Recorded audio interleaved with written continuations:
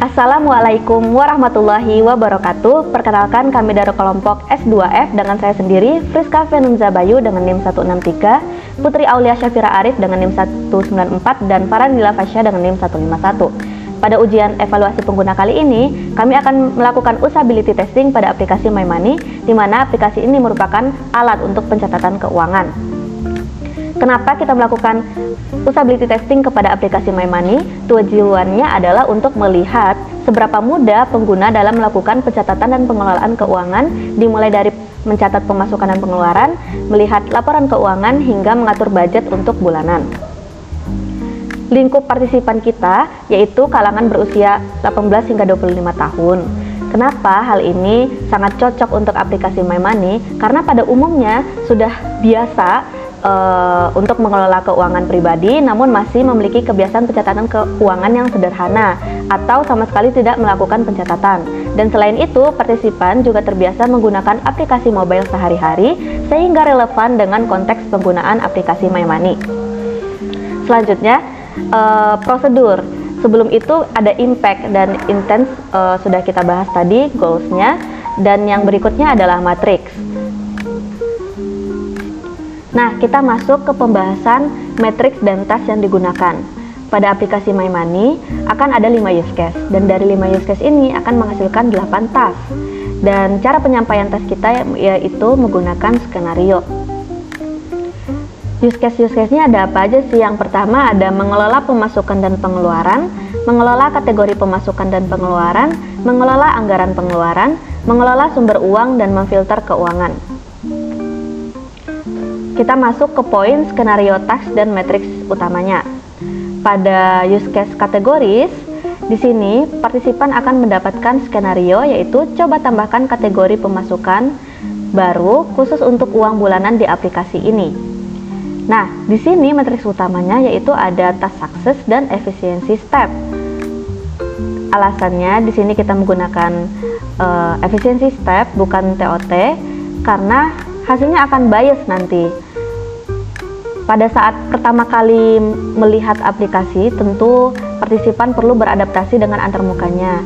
Dan penggunaan efficiency step ini jauh lebih objektif untuk membuktikan kejelasan arsitektur informasi, apakah alur setting kategori tambah sudah logis dan mudah ditebak oleh partisipan, terlepas dari seberapa lama mereka menatap layar untuk penyesuaian. Target suksesnya apa? Kalau menggunakan task success, itu ya tentunya sukses dan fail. Terus pada step ini tuh kurang dari 6 klik karena sudah disesuaikan dengan cara efektif untuk menambah kategoris ini. Nah, definisi mulai dan selesainya dimulai dari awal buka aplikasi dan selesainya ketika kategori baru muncul di daftar. Oke, kita masuk ke task kedua yaitu accounts add.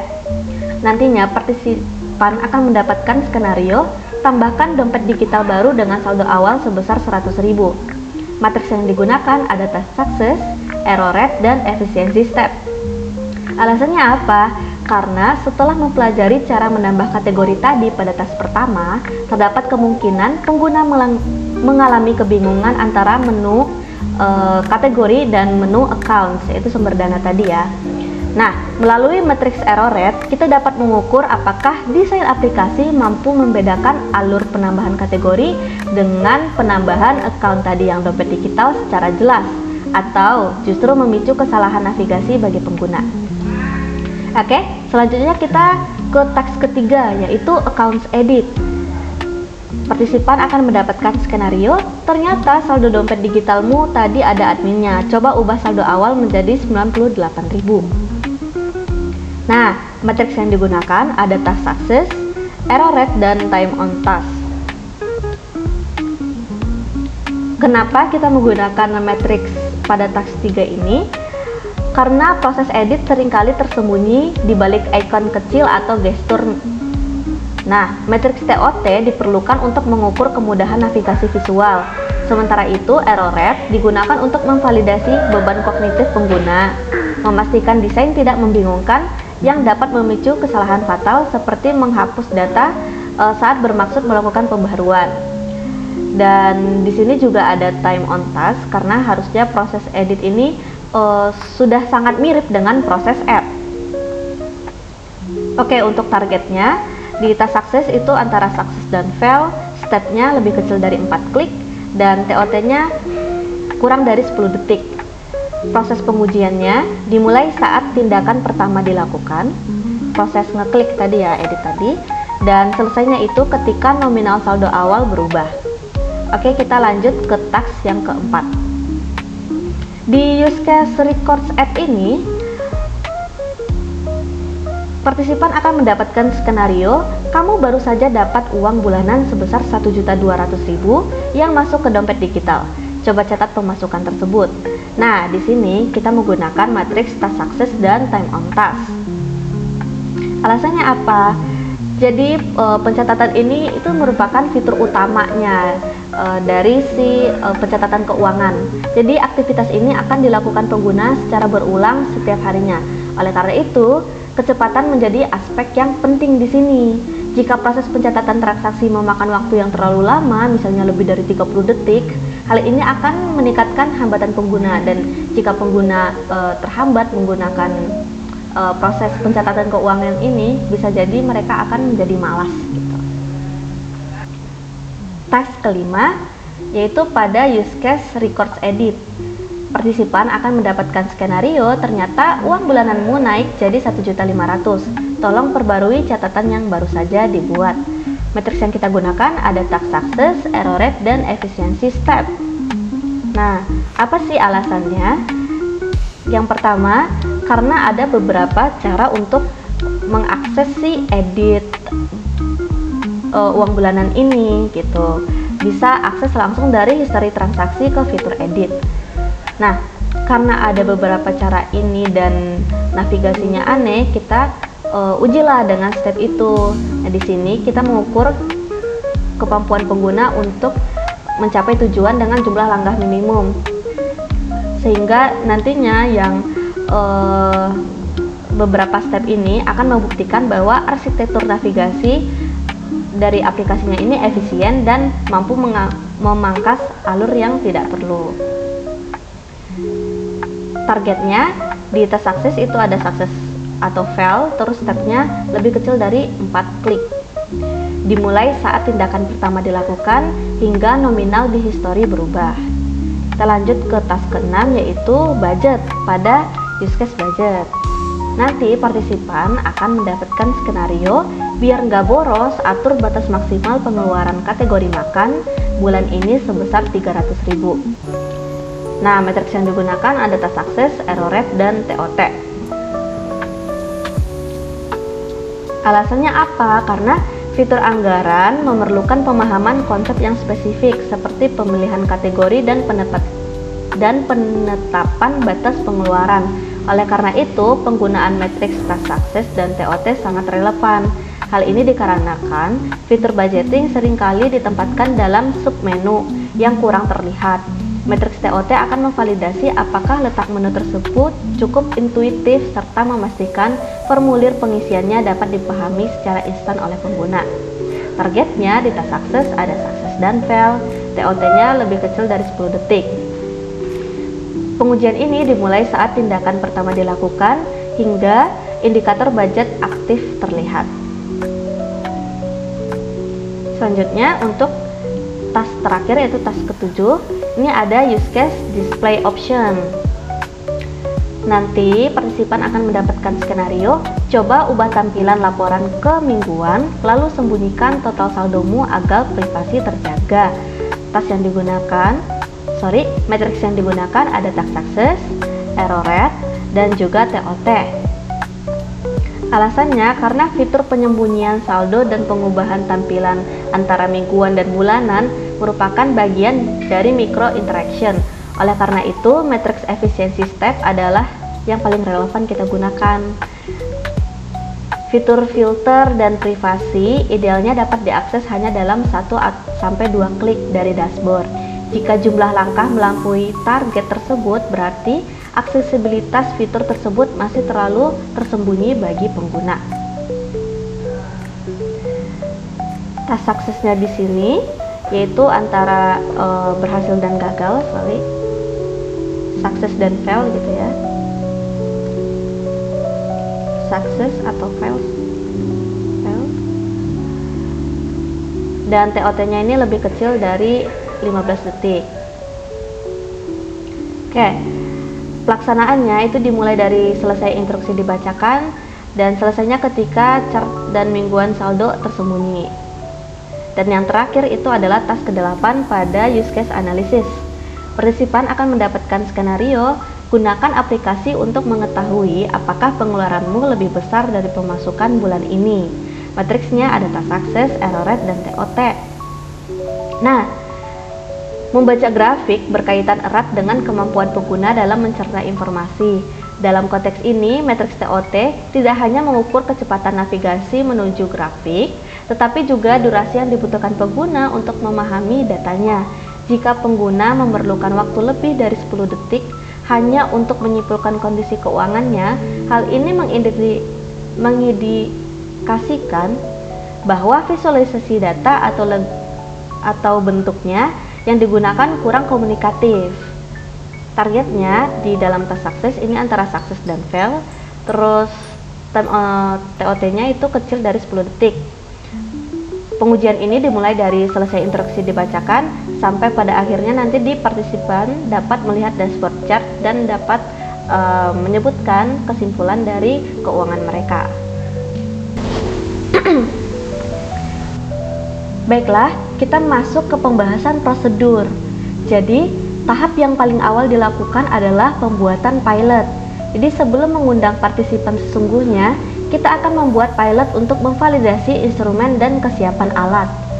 Apa aja sih yang diperlukan? Yaitu ada 1 orang rekan yang memenuhi kriteria partisipan namun tidak terlibat langsung dalam pengujian. Yang kedua, apa aja tujuan dalam melakukan pilot ini? Yang pertama, untuk memastikan rekaman audio instruksi terdengar jelas dan tidak ambigu serta temponya pas. Kedua, mengecek sudut pandang pengambilan kamera agar mencakup gestur tangan dan ekspresi wajah dengan baik.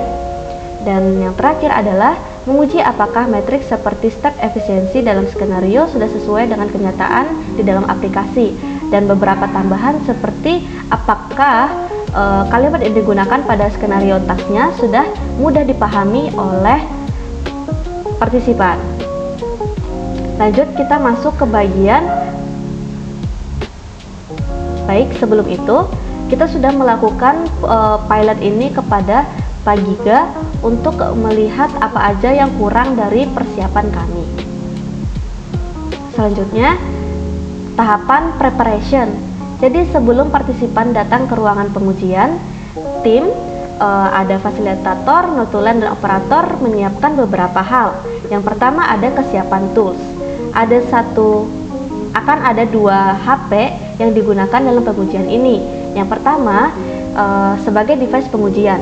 Jadi smartphone Android yang memiliki aplikasi My Money yang sudah di setup pada kondisi awal, yaitu kondisi yang masih kosong, sekaligus untuk merekam pergerakan jari dan layar. Yang kedua, untuk rekam wajah. HP ini akan diposisikan menghadap partisipan untuk merekam ekspresi wajah yang akan dikeluarkan oleh partisipan ketika pengujian. Selanjutnya ada laptop moderator. Laptop ini akan digunakan untuk memutar video briefing yang sudah disediakan dan diusahakan memiliki volume maksimal yang siap untuk memutar audio instruksi per task dan juga digunakan untuk merekam ekspresi wajah partisipannya. Oke, selanjutnya ada kesiapan dokumen dan alat ukur. Ada lembar observasi, yaitu kertas atau spreadsheet yang berisi tabel task, dan juga metrik task success, TOT, efisiensi, dan error rate, dan daftar kemungkinan error yang akan terjadi. Dan selanjutnya ada stopwatch atau timer. Dan yang ketiga adalah pengkondisian ruangan. Pastikan ruangan kelas dalam keadaan tenang, minim gangguan visual maupun suara. Kita masuk ke tahap kedua, yaitu penyambutan dan briefing atau introduction. Nah, yang pertama, partisipan dipersilahkan masuk dan duduk. Buat suasana senyaman mungkin dan digunakan basa-basi singkat. Yang kedua, Fasilitator memastikan ulang secara santai bahwa partisipan sesuai dengan kriteria yang ditentukan. Yang ketiga, fasilitator menyapa, memperkenalkan peran tim sebagai fasilitator, notulen, dan operator. Oke, yang keempat, conditioning. Tekankan bahwa yang diuji adalah aplikasinya, bukan kemampuan partisipan. Dan jelaskan bahwa partisipan boleh melakukan think aloud pada saat pengujian, yaitu bisa menyuarakan apa yang ada di pikiran seperti kebingungan atau alasan memilih menu tertentu. Yang kelima, fasilitator memutar rekaman audio briefing utama. Setelah selesai, tanyakan apakah ada instruksi yang kurang jelas sebelum pengujian dimulai. Lanjut ke tahap pelaksanaan pengujian. Operator memastikan semua perekam, layar, tangan, wajah, dan setup aktif. Pengujian dilakukan secara berurutan untuk seluruh tas. Pertama, fasilitator memutar audio skenario untuk tas tersebut. Kedua, notulen memulai stopwatch tepat saat partisipan melakukan tindakan pertama di HP. Yang ketiga, melakukan observasi. Fasilitator mengamati dalam diam dan dilarang memberikan petunjuk kecuali partisipan benar-benar menyerah. Berikutnya, notulen mencatat efisiensi baik dari jumlah langkah dan error rate, seperti mencocokkan kesalahan dengan daftar potensi error yang sudah dibuat tadi. Keempat, hentikan timer, matikan stopwatch saat partisipan mencapai definisi selesai pada tabel matriks. Catat status sebagai sukses atau fail beserta durasi time on task-nya. Kelima, wawancara singkat yaitu after task. Fasilitator menanyakan beberapa pertanyaan singkat terkait task yang baru saja diselesaikan, seperti gimana task barusan, kerasa gampang atau ada yang bikin bingung. Terus tadi ada waktu nyari fitur, apa yang pertama kali kamu cari gitu. Terus tadi sempat salah klik ke menu X ya, boleh tahu kenapa milih menu X itu? Terus menurutmu langkah buat menyelesaikannya kepanjangan gak gitu, bikin ribet gak? Terus kita lanjut ke yang terakhir, yaitu setelah semua task dan after task selesai, akan dilakukan wawancara dan diskusi singkat untuk memvalidasi kesulitan yang dialami selama proses testing, seperti kesan umum, kemudahan pengguna dalam tampilan aplikasi, fitur mana yang paling disukai dan membantu, fitur mana yang paling menyulitkan dan membingungkan, atau untuk memberitahu mereka harusnya stepnya itu kayak gimana. Nah, yang terakhir itu ada tahap penutupan pada proses pengujian ini. Jadi, fasilitator mengucapkan terima kasih atas waktu dan masukan dari partisipan. Terus memberikan buah tangan atau souvenir kepada partisipan. Dan yang ketiga, operator memastikan seluruh perangkat perekam sudah selesai. Nah, di tahap pasca pengujian, setelah partisipan meninggalkan ruangan, fasilitator langsung mereset aplikasi My Money di HP pertama tadi, menghapus cache, data aplikasi atau histori transaksinya, agar kembali ke kondisi default untuk partisipan berikutnya. Terus, tim mengisi daftar error secara detail apabila ada yang terlewat dengan mengecek ulang rekaman layar atau wajah yang jika diperlukan. Ketiga, memindahkan data matriks task success, time on task, efisiensi step, dan error rate ke dalam spreadsheet utama untuk proses analisis kualitatif dan kuantitatif lanjutan. Oke, baik, cukup sekian penjelasan kami dalam melakukan persiapan usability testing pada aplikasi My Money. Jika ada salah, mohon dimaafkan. Wabillahi taufiq wal hidayah. Assalamualaikum warahmatullahi wabarakatuh.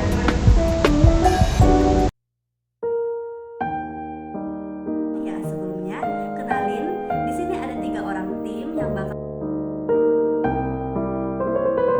sudah nggak bermaksud. Ini aku boleh